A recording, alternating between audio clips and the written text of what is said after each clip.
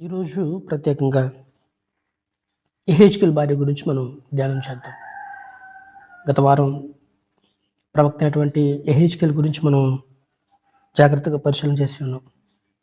యెహెజ్కేలు యొక్క జీవిత విధానాన్ని మనం పరిశీలించి ఉన్నాం. అని ఏ విధంగా పరిచర్య చేశాడు, అతని యొక్క ప్రవచన రూపాలు ఏంటివనేవి 3 విషయాలు మనము పరిశీలన చేసి ఉన్నాం. అయితే ఈరోజు అని యొక్క భార్య గురించినటువంటి 3 విషయాలు మనం ధ్యానించేటువంటి ప్రయత్నం చేద్దాం. యెహెజ్కేలు గ్రంథము 24వ అధ్యాయము 15వ వచనం నుంచి 18వ వచనం వరకు. మరియు యెహోవాకు నాకు ప్రత్యక్షమై ఇలాగూ సెలవిచ్చెను, నరపుత్రుడా, నీ కన్నులకింపైన దానిని నీ యొద్ద నుండి ఒక్క దెబ్బతో తీసివేయబోచున్నాను. నీవు అంగలార్చవద్దు, ఏడవద్దు, కన్నీరు విడవవద్దు, మృతులకై విలాపము చేయక నిశ్శబ్దముగా నిట్టూర్పు విడుము. నీ శిరోభూషణములను ధరించుకొని పాదరక్షలు తొడుగుకొనవలెను. నీ పెదవులు మూసుకొనవద్దు, జనుల ఆహారము భుజింపవద్దు.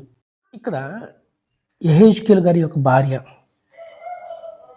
యెహెజ్కేలు యొక్క భార్య గురించినటువంటి పేరు మనకేం రాయబడలేదు. బైబిల్లో చాలామంది మానోహు భార్య, యోబు భార్య, లోతు భార్య ఇలాగ ఉంటుంది తప్ప వాళ్ళ పేరు మనకి ప్రస్తావించబడదు. అయినా వాళ్ళ గురించినటువంటి చాలా విషయాలు మనము తెలుసుకొన బద్దులం. కొందరి మరణాలు మనకు పాఠాలు నేర్పుతూ ఉంటాయి. కొందరి మరణాలు మనకి బాధను కలిగిస్తూ ఉంటాయి. కొందరి మరణాలు మనకి సమాధానం కలుగజేస్తూ ఉంటాయి. నిజమే. ఇక్కడ కొన్ని పాఠాలు కొందరి మరణాల వల్ల జరుగుతూ ఉంటాయి. ఒకటి, దావీదు కుమారుని మరణం. దావీదు కుమారుడు మరణశయ్య మీద పడుకుంటున్నప్పుడు దావీదు ఉపవాసం ఉండి ప్రార్థన చేశాడు. కానీ కుమారుడు చనిపోయాడు. మరణశయ్య మీద ఉన్నప్పుడు ఉపవాసం ఉన్నాడు. చనిపోగానే చక్కగా రాజవస్త్రములు ధరించి చక్కగా భోజనం చేస్తున్నాడు. ఎందుకు అంటే చనిపోవడం కారణం దావీదుకు తెలుసు, తన పాప ఫలితమే ఈ యొక్క బిడ్డ మరణము అని. ప్రయత్నించాడు, కానీ దేవుని యొక్క నిర్ణయం అటువంటిదని ముందే దావీదుకు చెప్పాడు కదా. పాపము చేస్తే దాని ఫలితము మన బిడ్డలపై ఉంటుంది అనేది అక్కడ దావీదు కుమారుని మరణము మనకు ఒక పాఠాన్ని నేర్పిస్తూ ఉంది. ఉజ్జా మరణం. ఉజ్జా బలిపేట మీద నుంచి మందసము జారిపోతూ ఉంటే పట్టుకునే ప్రయత్నం చేశాడు. మంచివాడే కానీ పట్టుకోకూడదు, లేవీయుడే కానీ యోగ్యత లేదు. మందసము మీద ఉన్నటువంటి ఆ ప్రేమ పడిపోకుండా చూసేటువంటి ప్రయత్నం తన మరణానికి దారితీసింది. సంసోను మరణం. సంసోను ప్రత్యేకపరిచి నాజీరు చేయబడినటువంటి వ్యక్తి, దేవుని కొరకు బహుబలముగా వాడబడవలసినటువంటి వ్యక్తి, దేవునికి విరోధమైన పాపం చేయడం వల్ల సంసోను మరణం మనకు ఒక పాఠం. ఇలా చెప్పుకుంటూ వెళ్ళిపోతే లాజరు మరణించాడు నూతన నిబంధనలో. కానీ దేవుని యొక్క మహాకృప బట్టి 4వ దినాన్ని లేపబడ్డాడు. దేవునికి సమస్తము సాధ్యమే. లాజరు మరణాన్ని బట్టి మనకు అది తెలియపరుస్తూ ఉంది. ఒక్కొక్కరి మరణము మనకు ఒక్కొక్క పాఠాన్ని నేర్పిస్తూ ఉంది. ఈరోజు యెహెజ్కేలు భార్య మరణం. అదేంటి, యెహెజ్కేలు భార్య మరణించడం ఏంటి అంటే మరణించింది. ఇశ్రాయేలుకి బుద్ధి రావటం కోసం దేవుడే యెహెజ్కేలు భార్యను చెప్పాలి అంటే చంపేశాడని చెప్పాలి. యెహెజ్కేలు గురించి మనం గత వారం విన్నాం కదా. యెహెజ్కేలు సుమారుగా 20 సంవత్సరాలు ప్రవచించి ఎవ్వరూ యెహెజ్కేలు మాట వినట్ల. బబులోను చెరలో ఉన్నాడు, ప్రజల మధ్య ఉన్నాడు, బోధిస్తూ ఉన్నాడు, ప్రలాపిస్తూ ఉన్నాడు, ఏం చెప్పినా వినట్ల. ఏడుస్తూ చెప్పాడు, వినలా. కొన్ని కార్యాలు చేస్తూ, కొన్ని పనులు చేస్తూ దాని ద్వారా పట్టించుకుంటారేమో చూశాడు. యెహెజ్కేలు ఏం చేసినా పట్టించుకోవట్లా. ఏం చేస్తే ఈ ప్రవచనాలను, ఈ మాటలను, ఈ ఆజ్ఞలను ఇశ్రాయేలు వింటారు? దేవుడు ఏం చేశాడు అంటే, వీళ్ళు వినాలంటే ఏదో ఒకటి చేయాలి. అంతకుముందు ఒక పెంకు మీద ప్రాకారం దుక్కున్నటువంటి దేవాలయాన్ని కట్టడం, పెంట మీద ఆహారాన్ని వండుకొని తినటం, బట్టలు సదురుకొని విదేశాలకు వెళ్ళేటువంటి వ్యక్తులకు చేయటం, చేతులు ముందుకు పెట్టి కాళ్ళు వెనక్కి పెట్టి అయ్యాన్ని విరల్పించడం. ఇలా ఎన్ని చేసినా ఇస్రాయేల్ వినట్లా, అసలు పట్టించుకోవట్లా. పట్టించుకోవాలంటే ఏదో చేయాలి. ఏం చేయాలి? యెహెజ్కేలు భార్య చనిపోతే దాన్ని బట్టి కొన్ని విషయాలు తెలుసుకుంటారేమో అనేది దేవుని యొక్క ప్రణాళిక. నిజమే, యెహెజ్కేలు భార్య మరణం దేవుని యొక్క ప్రణాళికలో ఉంది. యెహెజ్కేలు భార్య గురించినటువంటి ఒక 3 విషయాలు మీకు చెప్పి నేను ముగించేటువంటి ప్రయత్నం చేస్తాను. అందులో మొదటిది యెహెజ్కేలు గ్రంథము 24వ అధ్యాయము 16వ వచనం. నరపుత్రుడా, నీ కనులకింపైన దానిని నీ యొద్ద నుండి ఒక్క దెబ్బతో తీసివేచున్నాను. యెహెజ్కేలు కంట ఆమె భార్య ఇంపైనది. ఎంత చక్కటి మాట. యెహెజ్కేలు భార్య యెహెజ్కేలు కన్నులకు ఇంపైనది. చెప్పండి, తన భార్య తనకెప్పుడు ఇంపైనదిగా, ఇష్టమైనదిగా ఉంటుంది. ఎప్పుడంటే ఆమె మనసరిగి జీవించినప్పుడు. యెహెజ్కేలు భార్య యెహెజ్కేలుకి ఇష్టానురీతిగా జీవించింది. ఎంత ప్రేమించాడు అంటే ఇంపైనది ఆమె మాట తీరు, ఆమె ప్రవర్తన, ఆమె జీవిత విధానం, అవన్నీ యెహెజ్కేలుకి ఇష్టముగా ఉండబట్టే యెహెజ్కేలు భార్యకు యెహెజ్కేలు అంటే ఇష్టం. ఒక మాట, నీవు నీ భర్తకు ఇంపిన దానిగా ఉన్నావా? ఎప్పుడు చూడు కొంతమంది భర్తలు ఉంటారు, నా భార్య ఎప్పుడు పుట్టింటికి వెళ్ళిపోద్దా అని చూస్తూ ఉంటారు, ఇప్పుడు సెలవులు వస్తాయా అని చూస్తూ ఉంటారు. ఎందుకు? ఈ మధ్య భార్యాభర్తల మధ్య గొడవలు, సమాధానం లేకపోవటాలు, నెమ్మది లేకపోయిన జీవితాలు. వివాహమైనటువంటి నెల రోజులను మొదలవుతాయి పరుపచ్చులు, మాటలు. కానీ యెహెజ్కేలు భార్య అంట, యెహెజ్కేలు కనులకు ఇంపుగా ఉందంట. నువ్వు నీ భర్తకి ఇంపుగా ఉండాలి, నువ్వు నీ బిడ్డలకు ఇంపుగా ఉండాలి, నువ్వు నీ కుటుంబానికి ఇంపుగా ఉండాలి, నీ సంఘానికి ఇంపుగా ఉండాలి, నీ సమాజానికి ఇష్టమైన వాడిగా నువ్వు ఉండాలి. యెహెజ్కేలు భార్య యెహెజ్కేలుకి ఇంపుగా ఉంది. నువ్వు కూడా ఇంపుగా ఉండాలి, దేవునికి ఇంపుగా ఉండాలి నువ్వు ఫస్ట్. సామెతల గ్రంథము 12వ అధ్యాయము 22వ వచనంలో ఉంటుంది, సత్యవర్తనులంట దేవునికి ఇష్టమైన వారంట. ఎప్పుడు సత్యమే చెప్పేవాళ్ళు. బైబిల్ ఒక మాట ఉంటుంది, నువ్వు అవునంటే అవును, లేదా కాదంటే కాదన్నట్లు నీ మాట ఉండాలి. అదే సామెతల గ్రంథము 11వ అధ్యాయం 20వ వచనంలో ఉంటుంది, యథార్థముగా ప్రేమించేవారు, యథార్థముగా ప్రవర్తించేవారు ఆయనకి ఇష్టం అంటాం దేవునికి. హెబ్రీ రాసిన పత్రిక 11వ అధ్యాయము 6వ వచనంలో ఉంటుంది, విశ్వాసులంట ఆయనకి ఇష్టమంట. మనం యథార్థంగా జీవిస్తున్నావా? సత్యాన్ని చెప్తా ఉన్నారా? దేవునికి ఎందుకు విశ్వాసం కలిగి ఉన్నావా? ఇన్ కేస్ నువ్వు అలా కలిగి ఉంటే నువ్వు కూడా దేవునికి ఇష్టమైన దానివే. విశ్వాసం నీళ్ళు లేకపోతే, సత్యము నీళ్ళు లేకపోతే, యథార్థత నీళ్ళు లేకపోతే నువ్వు దేవునికి ఇష్టమైన దానివిగా లేవు. ఈరోజు ఇష్టమైన దానికి ఉండడానికి ప్రయత్నించి. యెహెజ్కేలు భార్య అంటే యెహెజ్కేలుకి ఇష్టం. రెండో పైన చెప్పిన కొంచెం ముందుకు వెళ్ళేటప్పుడు ప్రయత్నం చేస్తా. యెహెజ్కేలు భార్య దేవుని కొరకు వాడబడింది. ఎంత చక్కటి మాట. ఒకటి, యెహెజ్కేలుకి ఇష్టంగా ఉంది. రెండవది, దేవుని కొరకు వాడబడింది. ఎలా వాడబడింది అనేది మనం చూస్తే, ముందు అధ్యాయము యెహెజ్కేలు గ్రంథము 23వ అధ్యాయం మనం ఒకసారి చూసినట్లయితే, అక్కడ దేవుడు యెహెజ్కేలుతో ఒక మాట చెప్తాడు. అదేంటంటే, ఒక తల్లికి పుట్టిన 2 స్త్రీలు ఉన్నారు అని చెప్తూ ఉంటారు.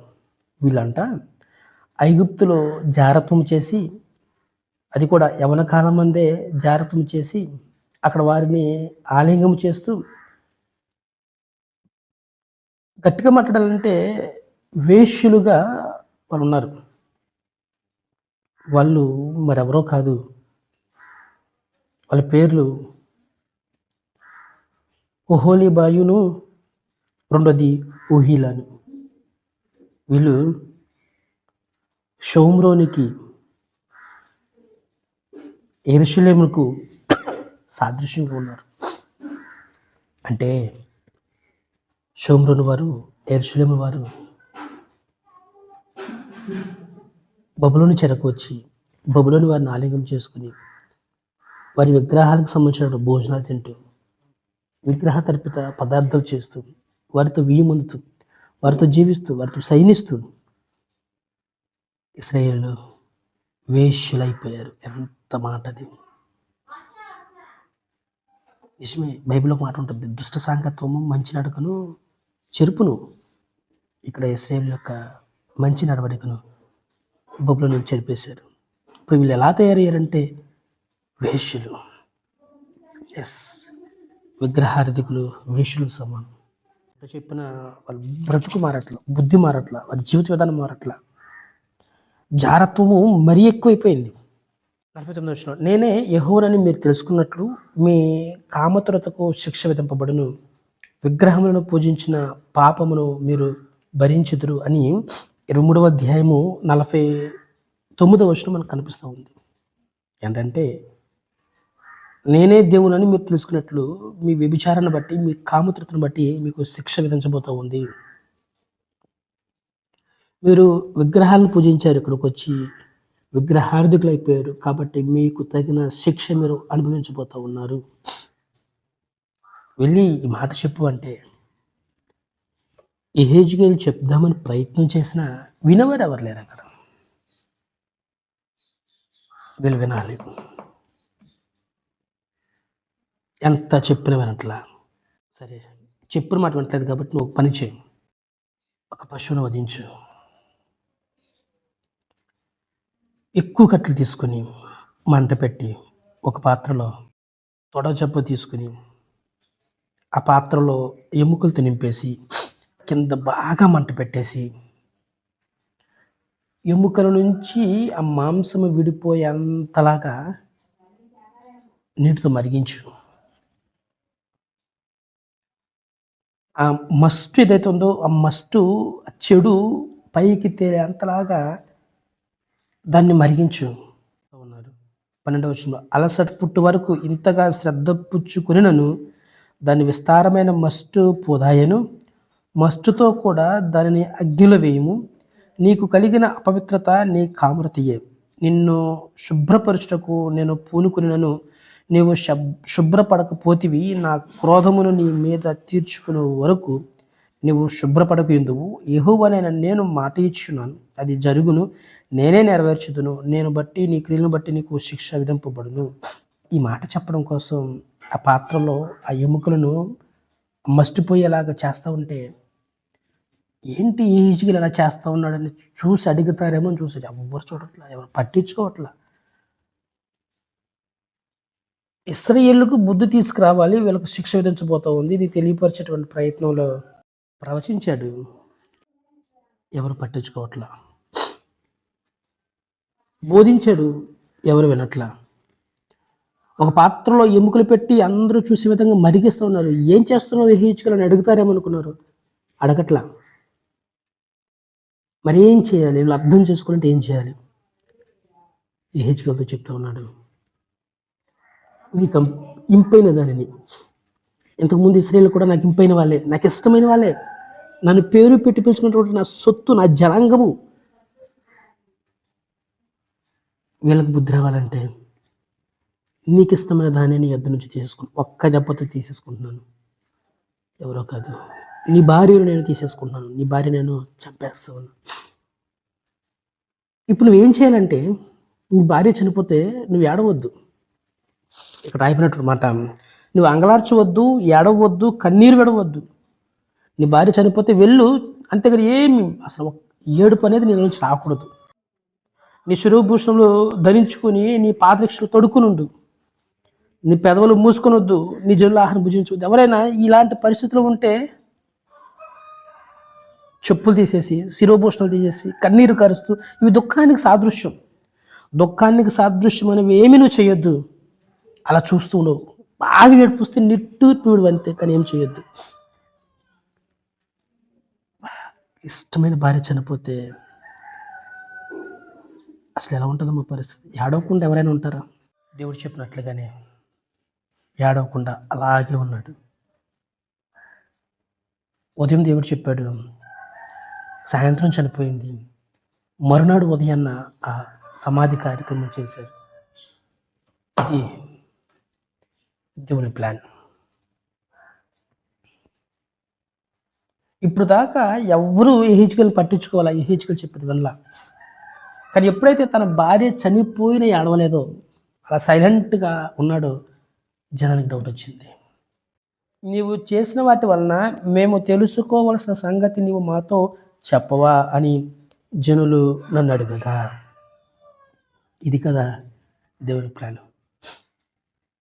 ప్రకటించినప్పుడు పట్టించుకునే వాళ్ళు, పనులు చేసినప్పుడు చూడని వాళ్ళు, తనకి ఇష్టమైనటువంటి భార్య చనిపోతే ఏడవలేదు. జనుకు డౌట్ వచ్చింది, ఇదేంటి ఇష్టమైన భార్య, ఇంపైన భార్య చనిపోతే యెహెజ్కేలు అసలు ఏం మాట్లాడట్లేదు, ఏడవట్లేదు, ఏదో జరగబోతుంది. దీన్ని బట్టి ఏదో చెప్పబోతూ ఉన్నాడు.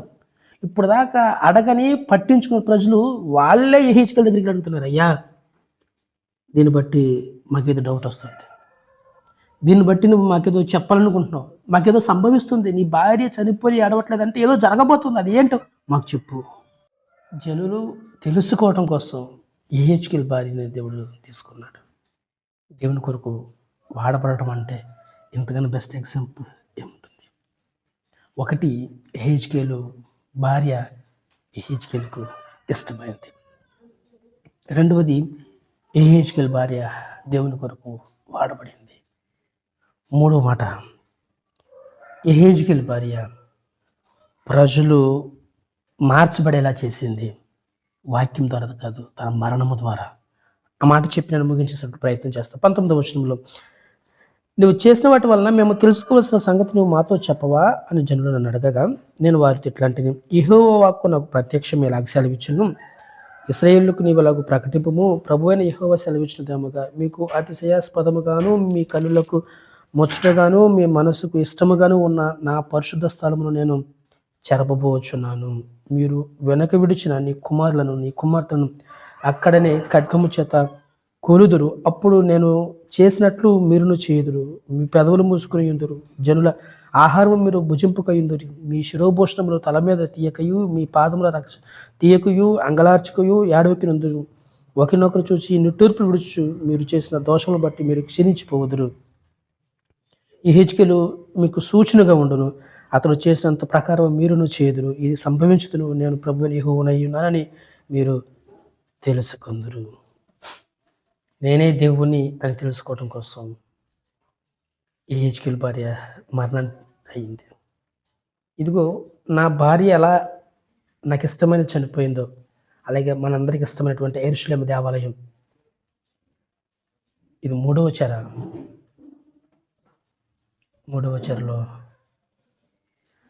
యెరూషలేము దేవాలయం కూలిపోతుంది. అక్కడ ఉన్న వాళ్ళందరూ చంపబడతారు. ఇది మీకు తెలియపరుస్తుంది. తెలియపరచడం కోసం యెహెజ్కేలు భార్య మరణించింది. ఏం నేర్చుకోవచ్చు? యెహెజ్కేలు భార్య ఆమెకి ఇష్టమైనది.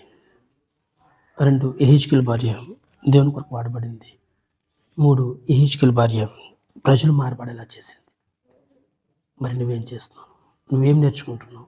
నీ వల్ల ప్రకటించబడుతూ ఉందా? నీ వల్ల ప్రచురించబడుతుందా? నువ్వు దేవుని కొరకు వాడబడుతున్నావా? ఇక నుంచి వాడబడేటప్పుడు ప్రయత్నం చేయి. ఈ మాటలు మన వెనుకల్లో దేవుడు దీవించబడును గాక. ఆమేన్.